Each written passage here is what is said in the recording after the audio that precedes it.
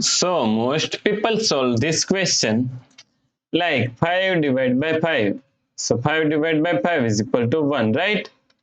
Then again 5 divided by 5. So 5 divided by 5 is equal to also 1. Now 1 divided by 1. So 1 divided by 1 is equal to 1, right? But this answer is not correct. This answer is completely wrong. So now let's solve this problem correctly by using a PEMDAS rule, right? So PEMDAS, P E M D A S. According to the PEMDAS rule, first priority is parenthesis, then second priority is exponents, then third priority is multiplication and division. Here multiplication and division both have equal priority, so we have to solve it from left to right. Then fourth and last priority is addition and subtraction. Also addition and subtraction both have equal priority, so we have to solve it from left to right.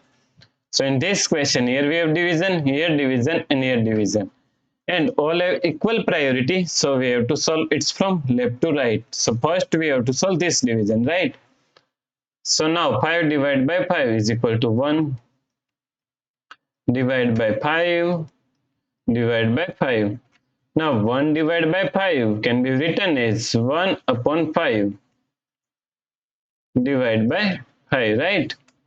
Now according to KCF rule, K means keep this first fraction 1 upon 5 as it is same. Then C means change this sign from division to multiplication. Then F means flip this 5 is equal to 1 upon 5, right? Now 1 times 1, so 1 times 1 is equal to 1. And 5 times 5, so 5 times 5 is equal to 25, right?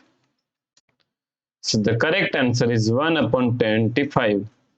If you like this solution, then please like, share and subscribe Virakti Education YouTube channel, and also do not forget to comment your answer.